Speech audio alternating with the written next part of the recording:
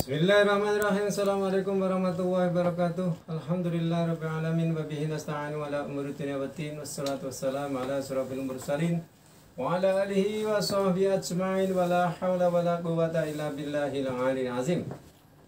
Rabbi shrah li sadri wa yassir li amri wa hlul 'uqdatam min lisani yafqahu qawli, amma ba'd.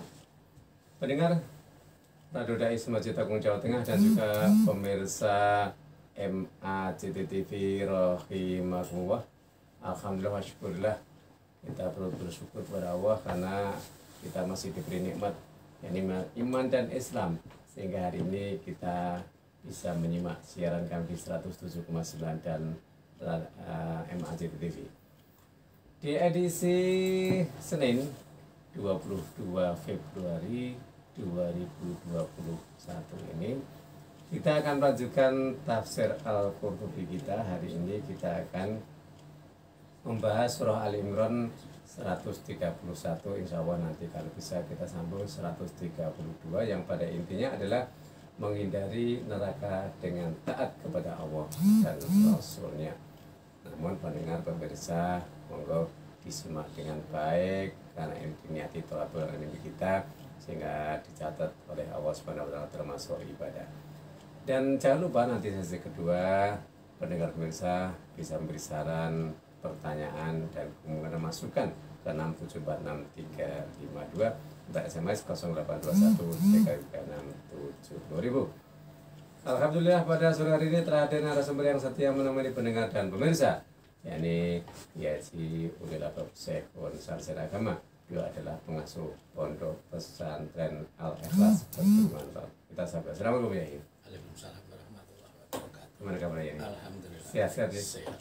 Iya, terima kasih kerawannya ini. Iya, kita sekarang berbicara tentang surah Ali Imran 131.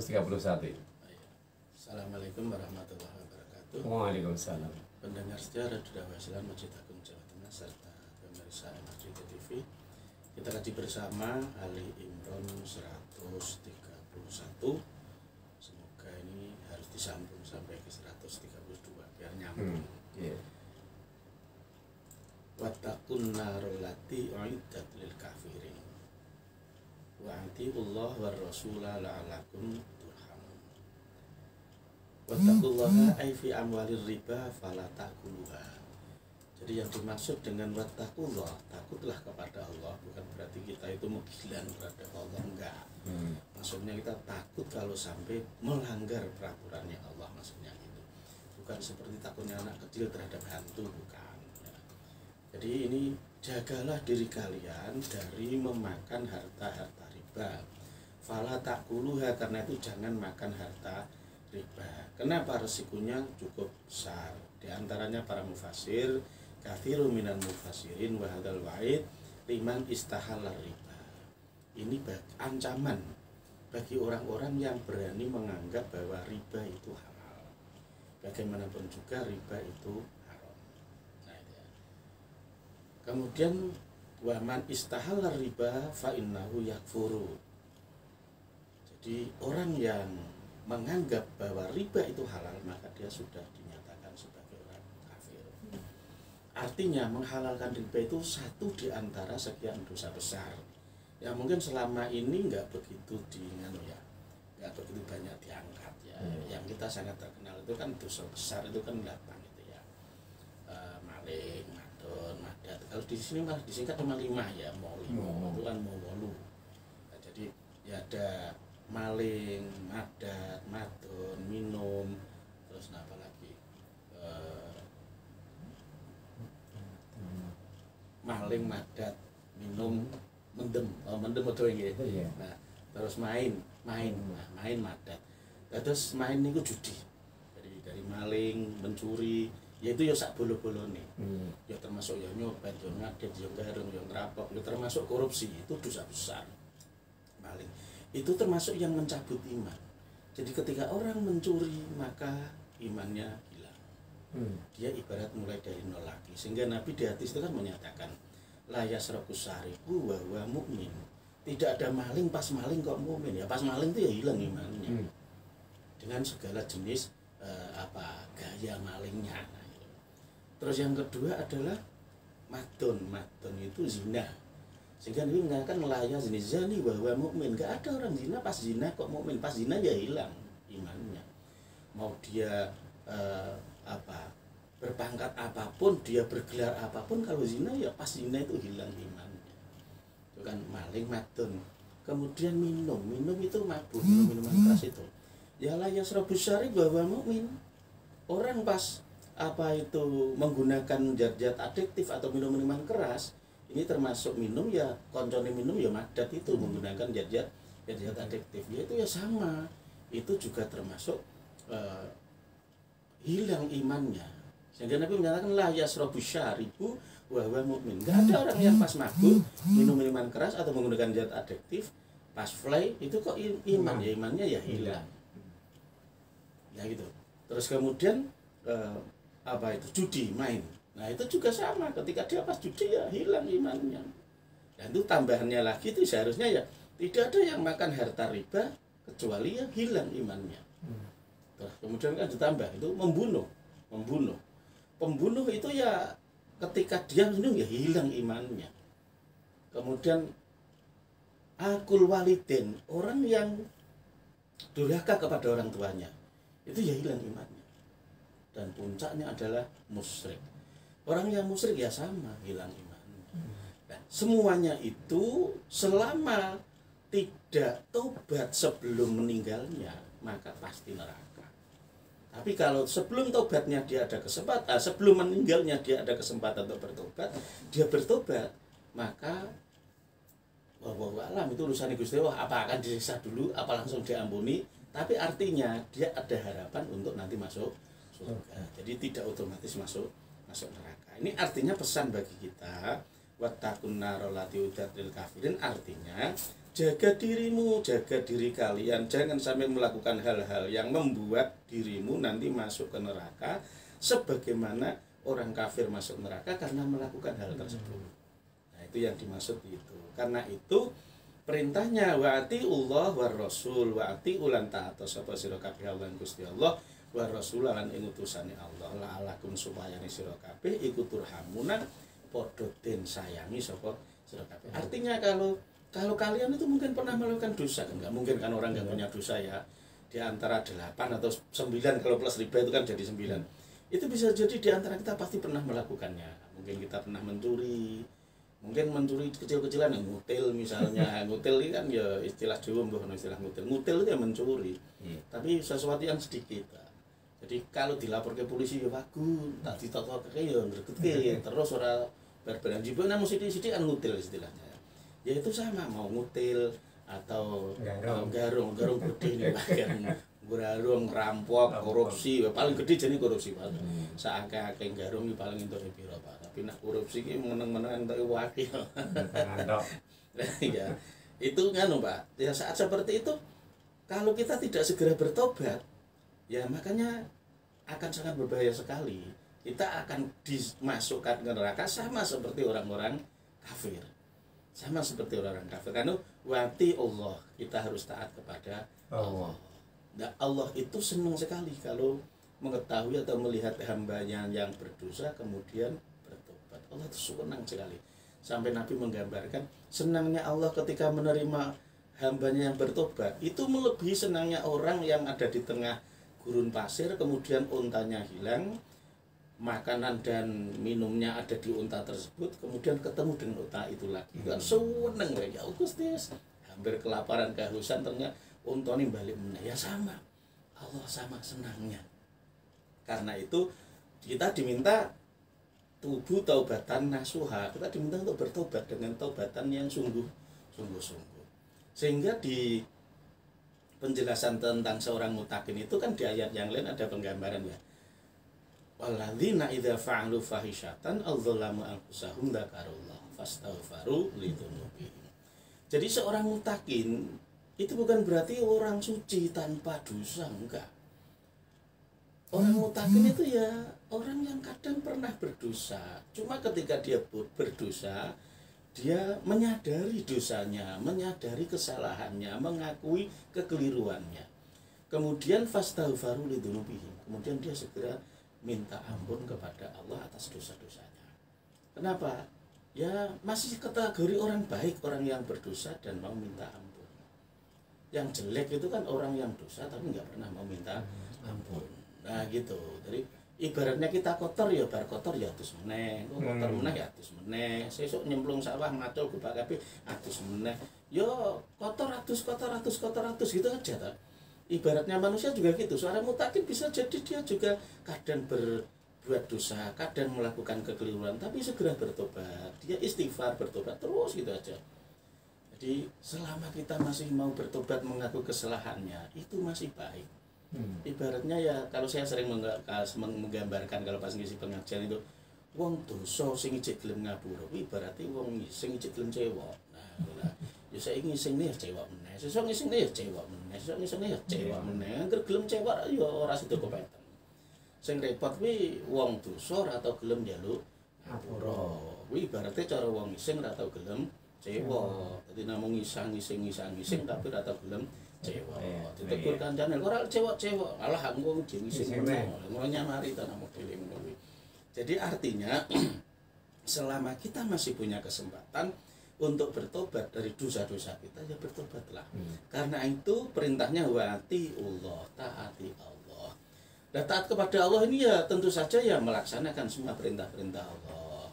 Lakukan wudhu, lakukan sholat, sehingga Nabi menggambarkan di hadis-hadisnya, sholat satu dengan sholat yang lain itu akan melebur dosa di antara dua sholat tersebut. Itu kan ada penjelasan-penjelasan seperti itu.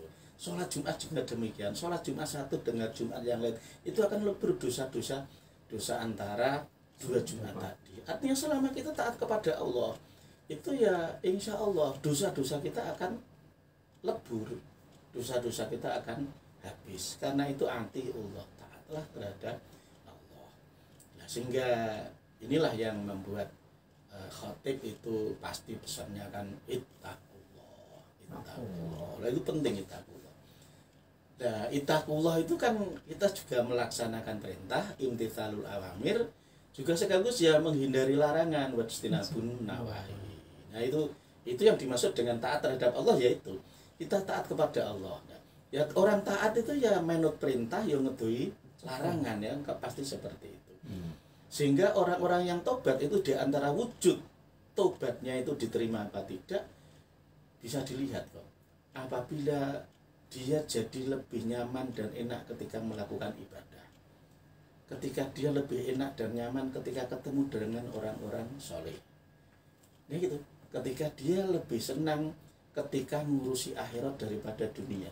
Kalau tiga di antaranya itu sudah kita rasakan, insya Allah itu sebagai isyarat, sinyal dari Allah bahwa tobatmu diterima. Tapi kalau kamu tobat tapi namun muni tobat tok nuwi ya tobat. Tobat mungkin ya tomat ya saiki muni tobat besok wis tobat meneh kuwi tomat. Ciri khasnya orang yang tobatnya tidak terima ya seperti itu. Jadi dia hanya di mulut menyatakan tobat, tapi kualitas ibadahnya, kualitas keagamaannya nggak ada peningkatan sama sekali. Mungkin Bapak Pak Karno pernah lihat ada orang tadinya misalnya orang koplak doglong, setelah tobat kemudian ibadahnya jadi rajin, sholatnya rajin. Yang tadinya kumpul wong pemabuk sekarang kumpul wong do tahlilan, kumpul wong do ngaji. Itu sudah salah satu tanda bahwa tobatnya diterima. Katanya tobat, tapi nomornya masih di karaoke. Katanya tobat, tapi jalan-jalannya masih dengan para pemabuk. Ya itu belum tobat. Itu salah satu tanda tobatnya enggak diterima. Karena kalau orang itu tobatnya diterima, maka Nabi menyatakan at-taibu kaman la dzanba lahu. Jadi at-taibu te wong kang wis tobat, wong sing tobat iku kaman kaya dene wong la dzanba kang ora ana dosa iku maksud laku terima. Jadi wong sing tobat niku ibaratnya wis belas ranti dosa. Sama sekali enggak ada dosa. Jadi ibaratnya ya peleburan total. Jangankan dia itu hanya beberapa hari. Sehingga seandainya itu ada orang umur 90 tahun, dia itu kafir, kemudian masuk Islam, baca syahadat dan mengucapkan kalimat tauhid la ilaha illallah, maka dosa-dosa kekufurannya selama 90 tahun itu akan hancur total. Dia akan mulai dari nol lagi. Jadi dosa-dosa kekufurannya itu ya habis. Kemudian dia tinggal memulai dari catatan baru lagi. Nah gitu. Maka nggak usah takut untuk mengucapkan kalimat la ilaha illallah. Jadi orang ono wong muni la ilaha illallah kok dadi kafir. Ono niki wong kafir muni la ilaha illallah dadi Islam. Nah itu jangan dibalik, ono wong muni la ilaha illallah kok malah dadi kafir. Ya enggak ada itu. Adanya itu orang baca la ilaha illallah kafir jadi Islam. Itu kekuatan kalimat tauhid la ilaha illallah. Iya, kita dialog. Yang pertama, tadi kan ada dosa besar itu 10, ada yang 8, ada yang 5. Yang tadi antaranya ada harta.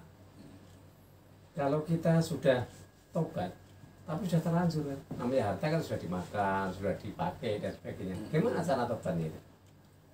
Kalau kaitannya dengan tobatnya itu kaitannya dengan hubungan manusia, Iya. maka harus istighlal, minta untuk dihalalkan. Misalnya dulu mainnya jadi perampok misalnya, ya orang yang tobat yang mendatangi yang dulu pernah dirampok, minta maaf, kalau mungkin ada uangnya ya dikembalikan.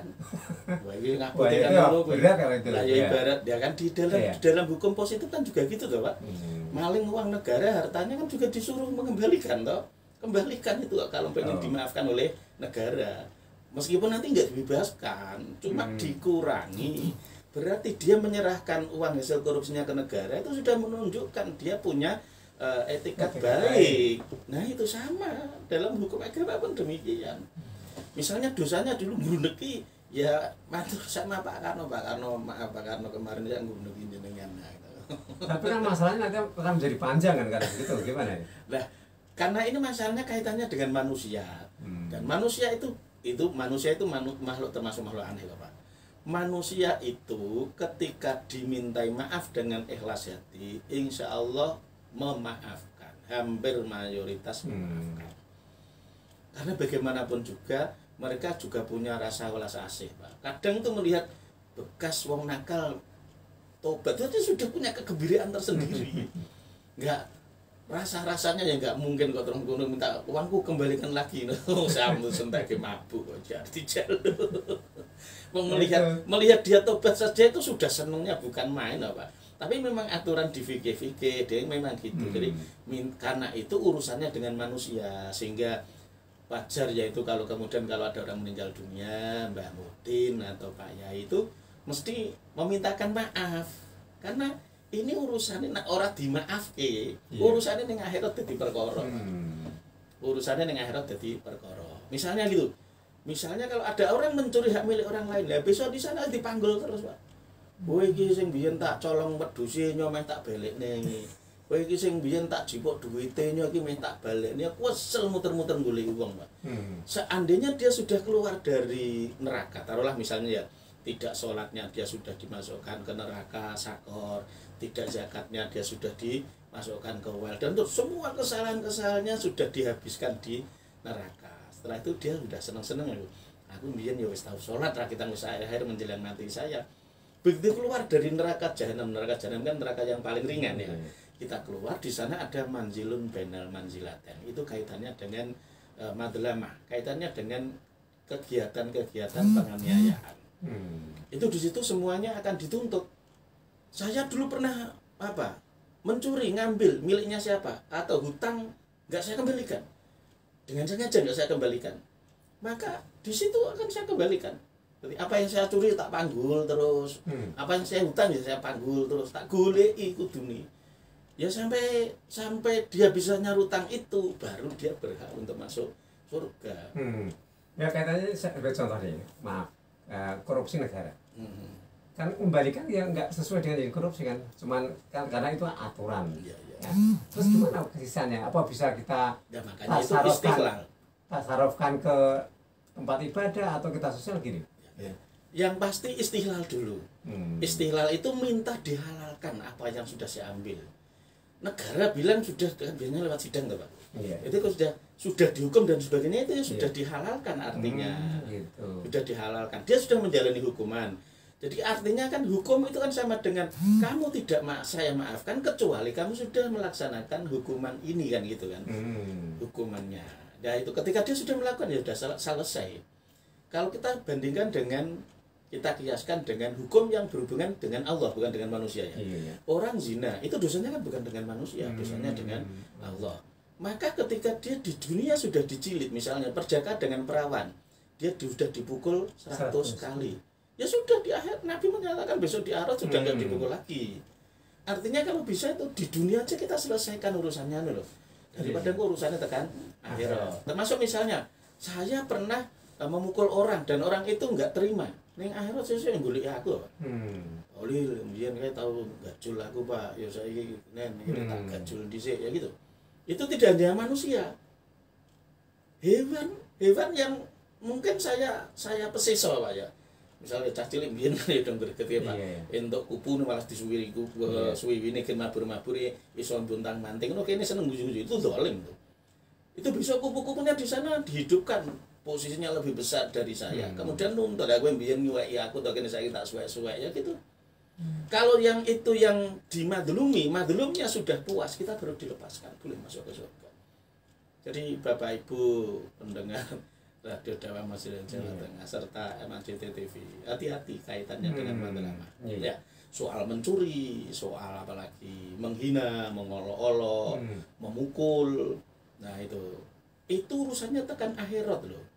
Makanya orang mati diminta untuk dimaafkan. Kalau itu urusan harta, tolong dihalalkan. Kalau itu urusan harga diri, tolong dimaafkan. Kalau sudah dimaafkan, udah selesai, di sana nggak dibalas. Gitu. Nah, gitu loh. Terus kaitannya dengan Allah senang pada yang orang bertobat itu, ya terus itu kan kaitannya dengan Allah. Nah, dosa-dosanya pada Allah. Iya, dosa-dosanya terhadap Allah. Kaitannya dengan kewajiban sholat, kaitannya dengan kewajiban puasa. Wong nakal mesti durang lakon itu. Kaitannya dengan zakat, ditecak barang-barang. Ya, tapi kalau kaitannya dengan manusia, ya itu tadi kaitannya dengan madlamah nanti. Kalau dengan Allah itu urusan kewajiban dan larangan Allah, dia melanggar atau dia tidak melaksanakan, itu Allah berhak untuk memaafkan ataupun menyiksanya, itu wallahu alam, itu haknya Allah. Tapi kalau urusan dengan manusia memang harus, kalau nggak minta maaf, yang minta dihalalkan. Kalau harta minta dihalalkan. Kalau harga diri, boh ngece, ngolong-ngolong, moyok, ya, atau memukul tubuhnya sampai sakit dia nggak terima hatinya, ya itu urusannya tekan akhirat. Tekan akhirat. Makanya kita harus hati-hati, betul itu, hati-hati. Urusannya tekan akhirat ora gampang. Enggak, kaitan dengan Hablum Minas artinya kan panjang sekali. Nggak mungkin selesai di sini. Sebagai contoh tadi, yang gampang tadi kan harta riba. Artinya harta riba itu kan bukan akan selesai di dunia. Ya, makanya digambarkan orang yang makan harta riba di akhirat itu kan nganti juruk-juruk melakukannya kangelan juruk-juruk. Nah gitu, jalannya itu sampai gentayangan, nggak bisa jalan seperti orang gila, penggambarannya kan gitu. Jalannya semboyongan kayak orang gila sifatnya. Karena apa? Ya di dunia ya kayak orang gila dia, makan harta orang lain dengan cara yang rakus kan. Nah itu. Karena kan katanya kan, maaf, dapat dikatakan kan ada yang korupsi konangan, ada yang enggak. Yang enggak ini kan masih kan. Ya itu urusannya tekan akhirat. Itu urusan. Ya makanya itu bagaimanapun juga minta dihalalkan. Memang hanya itu jalurnya dua itu. Kalau nggak minta maaf ya minta dihalalkan. Kalau urusan harta ya minta dihalalkan. Kalau urusannya harga diri ya minta dimaafkan. Ya cuma dua itu jalurnya. Tapi kalau negara kan sulit sekali. Nah ya itu, karena itu sebisa mungkin hindari itu. Sebisa mungkin hindari itu. Atau ada jalur yang ketiga yang tersembunyi tapi di hati-hati ternyata diperbolehkan. Yaitu kalau ini ceritanya bukan mencuri tapi hutang ya. Jadi ada orang ya kan bisa dijadikan dalil kias ya, dikiaskan ya, dianalogikan kan bisa, artinya aku tahu nyolong kae tapi aku arek jaluk maaf rono kok orang wani ya. Nah, itu bisa dengan jalur yang lain. Apa itu? Ya kalau penggambarannya dulu kan ada orang hutang tapi posisinya jauh, yang dihutangi ternyata pindah tempat. Nah, dicari-cari nggak ketemu. Akhirnya dia itu memasukkan uangnya tadi ke dalam kayu, kemudian dibuang ke laut. Mohon izin pada Allah agar ini nanti sampai kepada sana. Kalau seandainya nggak sampai pada sana, ditemu orang lain, semoga aja pahala sedekahnya tetap sampai pada orang itu. Jadi misalnya, aku tahu nyolong duit ning gone masjid misalnya, wah sementing tak lebuke ning kotak masjid niat ingsun iki ya. Nah enggak di masjid tersebut boleh. Misalnya, oh itu mangko nganu iki, aku tahu utang karo bakul belanja niki ana pete loro lali urung dibayar. Yo mbiyen rembunge utang, wong sik wis ora dodol ning kene. Lah terus gimana? bisa sedekah. Aku kelingan jenenge Pak Paiman misalnya. Ya niat engsun sedekah iki 20.000 iki tak kanggo Pak Paiman. Bojo urip wis mati muga-muga ganjarane tekan kono. Nah itu termasuk teknik yang ketiga yang dikiaskan dengan tadi yang asal dibuang saja uangnya ke laut. Sopo sing jipuk ketemu sing duwe alhamdulillah, orang ketemu sing duwe muga-muga dadi sedekahe ganjarane tekan. Ya, nanti Pak didalami oleh pendengar bisa ini. Ya, pendengar bisa kita sejenak, jangan lupa. Nanti kontak di 674 6352. Kita dengarkan satu nada berikut ini.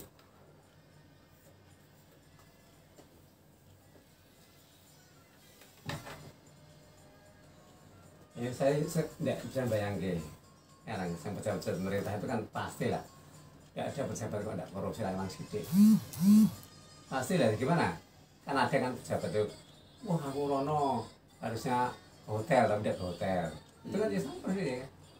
Nah, itu kan sering sekali SPD itu kan cuma coba dikatakan apa ya, stempel lah. Saya kadang-kadang saya masya Allah mau kedua ya isoi-isoi. Berarti nggak maksudnya dia nggak melakukan kegiatan itu aslinya. Iya, cuma dia lu stempelnya ke sana aja. Iya, ke sana ada hotel ada macam-macam itu kan banyak kan. Tiket ya tiket, hanya minta, makanya kadang-kadang sulit bandar-bandar itu kan karena itu. Karena sekarang ada tiketnya betul. Kalau dulu kadang yang penting kita stempel aja. Ada stempelnya Kalimantan aja, Kalimantan cepat Kalimantan. Dari Samarinda dari Samarinda.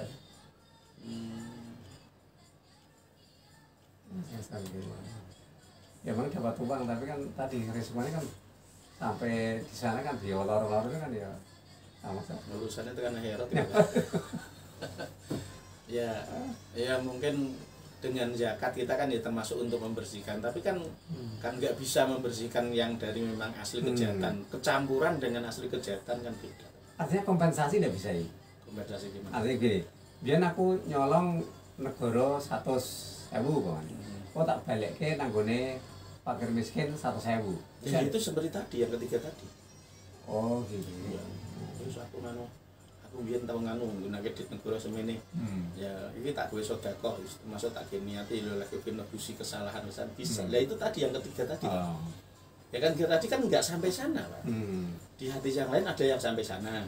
Dengan ketemu dengan orang lain, tapi hari didongake. Nah, kan dongake.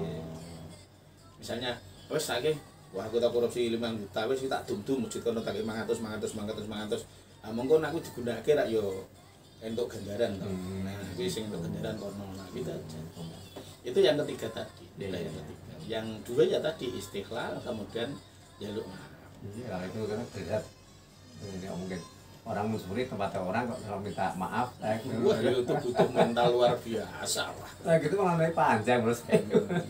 Oh berarti biar kita nyolong aku tau. Oh lupamu. Ya paling ya gitu. Yang ketiga tadi hanya soal. Yang kalau seperti itu kan ada itu dulu kan apa nih dua itu di bagian perkebunan. Itu kan dia jadi kepala kantornya apa itu kan sering dapat suapan seperti itu. Wah itu dilebok-lebokin saya dulu kan megang proyek dulu saya itu kan staf proyek namanya staf proyek itu setiap saya itu mengajukan SPP maaf ini ke KPPN terus saya langsung dibawani uang sama bos saya. Kalau enggak gitu udah keluar uangnya tidak keluar. Bener berarti. Nah itu saya tahu sendiri namanya ini kemarin nih kok obat ada kono nih. Saya pertama BL proyek wah tapi saya dulu ya CPS saksi di muka bos masa tidak mau. Ya kalau yang cerita itu Boki kan kepala kantor untuk perkebunan di Pekalongan itu kan jadi tahu ngasih itu satu amplop bisa 5 juta 10 juta itu hal biasa jadinya. Ya terus lah kurang bingung toh bah. Lah masa anak tak akan kok ngene, tapi memang itu sistem sudah kayak gitu. Saya juga heran. Akhirnya napa? Angule ngoten lho apa? Lebok-lebok ngene kota masjid. Tapi dibagi-bagi, Mbak. 500 suwek, terus masukkan 1 juta, nanti mampir masjid sana. Ya gitu aja. Itu bagus. Kalau saya cuma dulu loh, saya masuk kan 82 kan. Zaman Mbah Harto iki duwite kan yo 1000. Wis kowe kejok kayak iki ya kudu mergo ya ora ya ora. Pernah itu saya sekali, sampai saya disukeni sama bos saya itu. Wah, gue mau kerja. Nah, karena tadi saya tidak dikasih uang, ngosok. Alhamdulillah, ini kita kembali di 107,9 MHz dan juga MAJT TV. Sekarang waktunya pendengar pemirsa monggo yang mau for live kita beri kesempatan 6746352. Tadi bahasanya sangat luar biasa sekali karena fenomena sekarang sulit sekali. Kemungkinan Bapak Ibu ada yang ya menjalankan atau gimana lah obatnya seperti apa. Monggo 6746352 dulu. Kita beri kesempatan untuk yang phone live. Ya, kalau belum jika ada kita sapa dulu. Assalamualaikum. Oh, ji Bapak tadi. Ji moga.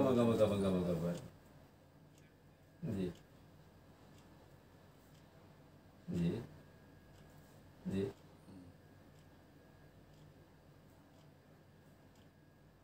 Saya hargai.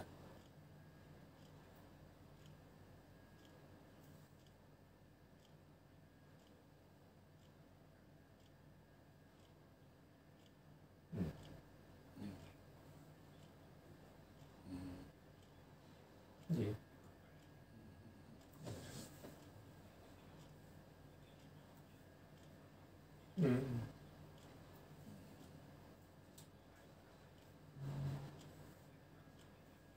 Ji.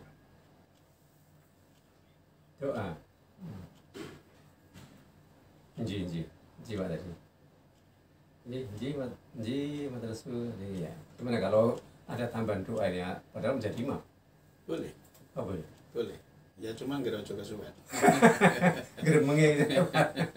Jadi gini, Pak Imam tadi mungkin sudah pernah baca hadis. Nabi pernah menyatakan aksiri doa fis sujudi. Perbanyaklah doa dalam sujud. Artinya ketika sujud itu jangan nakoro kanuk roti luro. Sujud ojo nganti kaya manuk gagak notol cetul lagi angkat ngono ojo. Sujudnya banyak selingkon suwe Pak. Nah gitu ya Pak ya. Nah kemudian kalau imam itu baca tasbihnya paling tidak 5 kali sampai 7 kali. Jadi kenapa? Karena imamnya itu kan gerakannya lebih awal. Iya. Kalau imamnya itu bacanya tasbih cuma 3 kali, nanti makmumnya cuma 2 kali, bisa jadi cuma sekali. Karena itu untuk imamnya paling tidak 5 kali. Untuk menunggu makmum agar bisa mendapatkan sunnah paling tidak 3 kali baca tasbih subhana rabbiyal a'la maupun subhana rabbiyal azim ya misalnya ketika ruku. Ya maka 5 kali, kalau perlu sampai 7 kali. Kenapa? Kalau imamnya begitu sujud baca langsung subhana rabbiyal a'la wa bihamdi langsung 3 kali, padahal makmumnya agak ngoyak. Nah itu memang benar imamnya lama. Cuma kalau kelamaan ya jangan, karena Nabi juga menyatakan ayyukum aman nasa fal yujis fa inna fi waroihi kabiron wa sohiron wa dhahajatin. Siapapun di antara kalian yang menjadi imam sholat, maka dibuat pertengahan. Fal yujis itu enggak harus cepat, enggak harus. Memaknai fal yujis itu artinya ya membuat pertengahan lah. Jangan terlalu cepat, jangan terlalu lama. Kenapa?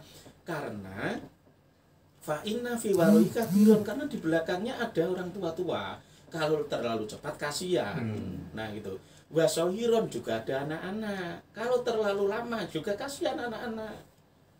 Nah gitu. Wadhahajatin ya juga ada orang yang punya hajat gitu ya. Jadi kalau imam kalau mau sholat yang lama sendiri, tapi idza sholat wahdahu fal yutawil masya'a. Kalau dia sholat sendiri silakan. Arcak dua wedewani karemu.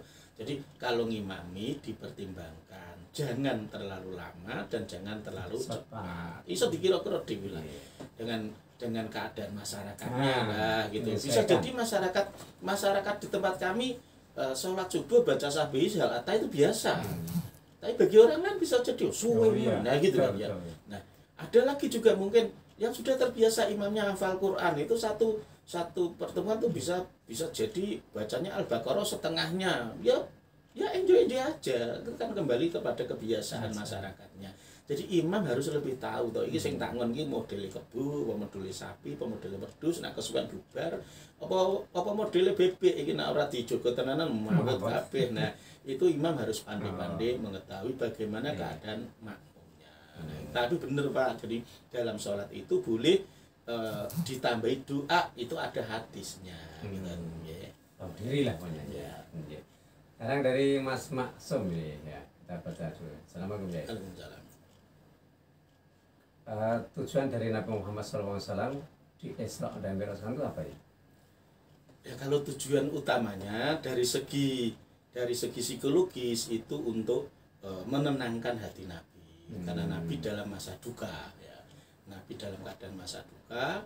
Kemudian yang kedua, ini yang lebih penting lagi adalah untuk menerima perintah sholat 5 waktu. Itu yang terpenting. Kenapa? Dengan Isra Mi'raj itu Nabi diperlihatkan langsung secara ruhani bagaimana keadaan surga, bagaimana keadaan neraka, bagaimana posisi sholatnya para malaikat, sehingga Nabi berharap ya Allah agar nanti diberi tugas untuk ibadah bentuknya seperti gerakan para malaikat. Karena itu sholat menjadi ibadah yang paling berat. Karena itu sampai dikatakan kan wa innaha lakabiratun illa alal khashiyin. Jadi sholat itu rasanya berat. Iya, rasanya berat. Kenapa? Karena sholat itu gerakan para malaikat. Gerakan para malaikat. Dari mulai malaikat yang berdiri, malaikat yang duduk, malaikat yang sujud, malaikat yang baca tasbih, yang ruku, yang baca tahmid, baca semuanya itu. Jadi itu dirangkum dalam gerakannya sholatnya Nabi. Nah itu sehingga sholat itu menjadi ibadah yang paling istimewa, sampai Nabi menyatakan al-farqu bainal muslimi wal kafiri as-sholatu. Sampai yang bisa membedakan dia muslim apa kafir ya sholatnya, itu yang terpenting. Kalau kaitannya dengan psikologis, itu bagaimanapun juga Nabi itu ya tetap manusia, punya rasa sedih juga ketika istrinya meninggal dunia, kemudian pakdinya Abu Thalib yang melindungi juga meninggal dunia, kemudian tekanan dari orang-orang kafir Quraisy semakin berat. Ya, itu juga ada hikmahnya. Orang itu ketika musibah bertubi-tubi kadang dia akan mencapai tingkat kesadaran atau tingkat pencerahan yang luar biasa. Sehingga itu bagian dari kehendak Allah agar Nabi itu bisa bergembira lagi. Kita juga demikian ketika mengalami banyak musibah dan masalah, sholatlah, karena as-sholatu mi'raju ummati. Nabi bilang seperti itu. Sholat itu adalah mi'rajnya umatku. Kalau Nabi Muhammad melakukan Isra dan Mi'raj, kita umat Islam wajib Mi'raj, yaitu sholat. Ya, kita baca. Monggo masih kita beri sahabat 6746352. Iya. Udah ada, kita baca SMS. Tidak ada namanya ya. Assalamualaikum ya. Waalaikumsalam. Mohon penjelasan. Misalnya, saya memaki, mengeluarkan kata-kata kotor, goblok, biadab dan sebagainya dalam melihat sinetron atau nonton bola ke seseorang yang tak kenal karena emosi, gimana ya caranya? Ya jenengan ya gantian minta maaf dengan langsung di situ aja toh. Wong jenengan maki-maki sana juga nggak dengar. Mereka juga nggak tahu, ya gantian aja sampean ya minta maaf meskipun mereka nggak tahu. Kan jenengan bisa memaafkan diri sendiri akhirnya. Ya gitu. Jenengan marani rono lah kangelan berkasannya Pak. La dororo wala diroro. Orang nggak boleh membahayakan diri sendiri maupun membahayakan orang lain. Ya gitu aja. Ya, tapi yang harus saya sampaikan, ingat hati-hati Mas siapa itu atau Mbak siapa. Ya. Jangan suka menghina, mengolok-olok orang lain. Karena menghina, mengolok-olok makhluk itu sama saja menghina Sang Pencipta. Iya. Ta'yirul makhluk, ta'yirul khaliq. Mengolok-olok ciptaan itu sama aja dengan mengolok-olok penciptaannya. Siapa yang menciptakan manusia? Allah. Allah aja memuji-muji ciptaannya dengan lakot karomna bani Adam. Lah kan gitu. Kenapa kita yang nggak membuat kok malah berani ngolok-ngolok? Kan gitu. Manusia itu dimuliakan oleh Allah. Jadi seburuk apapun dia, sejelek apapun bentuknya, kita nggak boleh mengolok-olok. Ya. Karena emosi tadi? Ya meskipun karena emosi kita harus kendalikan, jangan sampai seperti itu. Ya karena kan karso goblok. Nah itu luapan-luapan seperti itu manusiawi. Cuma secara agama memang kita diingatkan karena laisal mu'minu bila anin. Kalau kamu mukmin itu nggak pantas tukang misuh-misuh, itu nggak pantas. Goblok. Nah, itu misuh. Iya. Nah itu malah kadang nyebut kewan berulang. Masuk kabeh. Kewan metu kabeh. Nah itu masuk kewan sing melet-melet iki metu. Wah itu sebenarnya kita kelihatan blow on-nya kan. Ya jelas manusia kok. Kamu samakan dengan hewan. Kowe iso mbedakake perantarane wong karo kewan. Oh gitu. Wong cetha wong kok kandhake kethek. Lha kowe iso mbedakake kethek karo wong. Nah itu ibarat kita nggak hanya menghina makhluknya Allah, Allah yang tersinggung. Saya ambilkan contoh gini aja lah. Ketika Mbak atau Mas itu mungkin membuatkan wedang lah, wedang atau minuman dikirimkan ke depan saya. Kemudian saya ambil contoh, alhamdulillah, saya nggak akan pernah ngolok-ngolok seperti itu. Misalnya ya, kemudian saya olok-olok wedangi. Nah wedang kan ono sing gawe to ora metu karepe dhewe.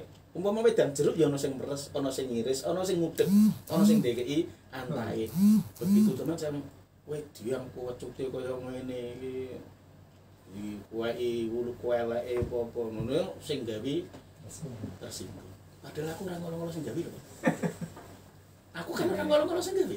Sing tak olok-olok kan wedang jeruk kok wecute kaya ngene apa kene ra wong Abdul Gula. Sing mangkel sing gawe wedang. Padahal ki wedange ora mangkel. Wedangnya ramangkel, saya mangkel sendiri. Iya. Ketika kita mengolok-olok pemain sepak bola, kita mengolok-olok petinju, kita mengolok-olok tokoh politik, kita mengolok siapapun, kita olok-olok, kita maki-maki. Mungkin dia nggak tahu, wong kita siapa, karena omongan kita nggak sampai sana. Tapi yang menciptakan tokoh itu, jangan mangkel. Mangi gue sopo orang gawe kok ngolok-ngolok ciptaan gue gitu. Karena itu digembok Mbak. Tukokno gembokan sing gedhe kene ora mangap sak nggon-nggon. Iya. Masih banyak ya. Satu lagi yang banyak ya. Dari Pak Museb Blancir. Assalamualaikum ya. Waalaikumsalam. Bertangkat ya. Tahiyat akhir ditambahi donga sabu jagat asal mboten. Boleh. Jadi intinya doa-doa kalau ada yang mastur, doa yang memang mastur. Nah doa sabu jagat Robbana Atina itu kan doa andalannya Nabi Muhammad.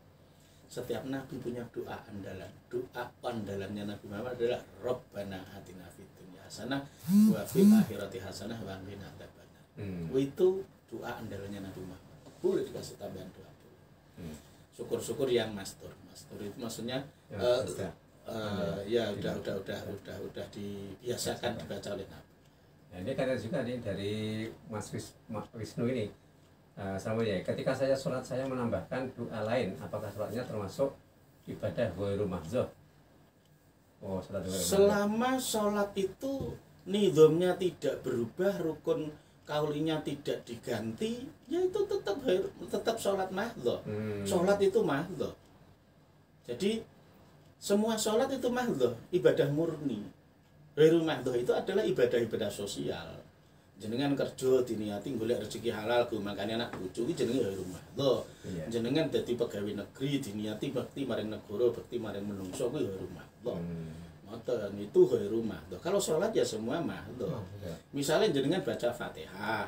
Cuma kan biasanya kalau di fikih-fikih mindah rukun kauli itu paling hanya makruh. Taruhlah rukuk malah maca Fatihah, sujud malah maca sabihis misalnya.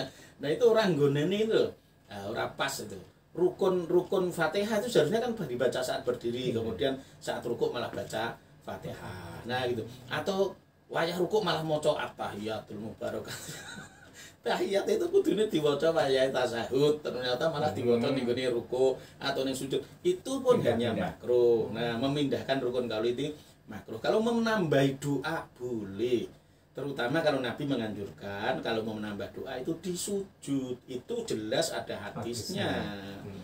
Akhir doa fi sujud, memang asli ada hadisnya. Jadi nggak usah kaget ketika menemukan ada imam yang sujudnya lama. Mungkin karena dia memperbanyak doa.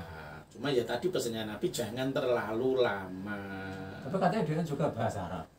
Ya jangan pakai bahasa Indonesia, nanti menimbulkan khilaf. Menimbulkan khilaf. Nah gitu.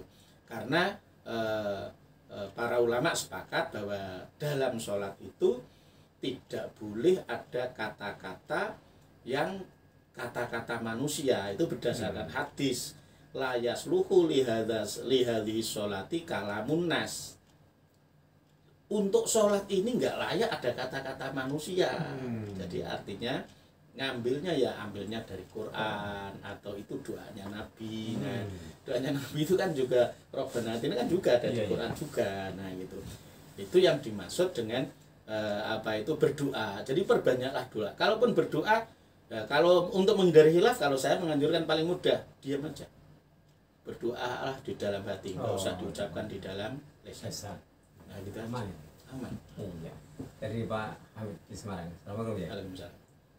Dalam Rotibul Haddad ada bacaan Allahu umurul muslimin. Aslahallahu umurul muslimin Sarafallahu sarral mu'min.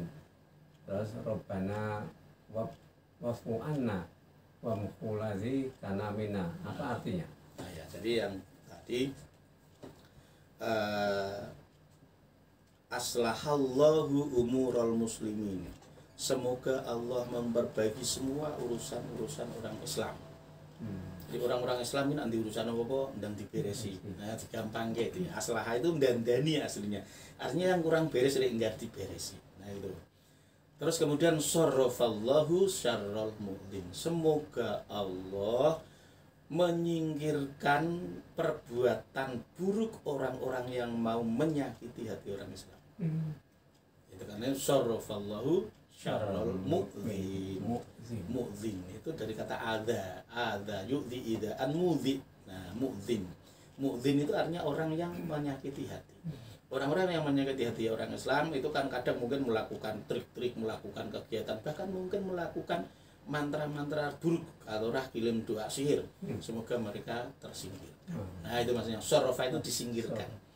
Sarrafallahu menyingkirkan agar hal-hal buruk yang dilakukan oleh musuh-musuhnya orang Islam agar tersingkirkan. Nah, gitu yang dimaksud dengan sarrafallahu syarral mu'min. Ya, terima kasih atas waktunya. Mudah-mudahan apa yang kita bacakan manfaat untuk kita semua. Ya. Mereka bisa dimengerti bincang-bincang saya dengan Yai Uil Albab Sehun tentang surah Al-Imran 131, 132. Jadi tentunya pendengar sudah menyimak dengan baik.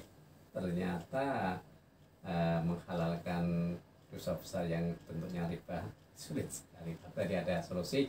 Mudah-mudahan pendengar pemirsa yang kemungkinan ada utang piutang, ada yang nyun sewu, dulu ada nakal sedikit sehingga mencuri, monggo karena sudah waktunya, karena sudah ada ilmunya, monggo kita amalkan sehingga ilmu itu akan lebih manfaat. Dan akhirnya saya Kano terima kasih atas kebersamaannya, baik yang SMS maupun yang mendengarkan 107,9. Mudah-mudahan semuanya termasuk amal ibadah kita. Kita akhiri. Wassalamualaikum warahmatullahi wabarakatuh. Waalaikumsalam warahmatullahi wabarakatuh.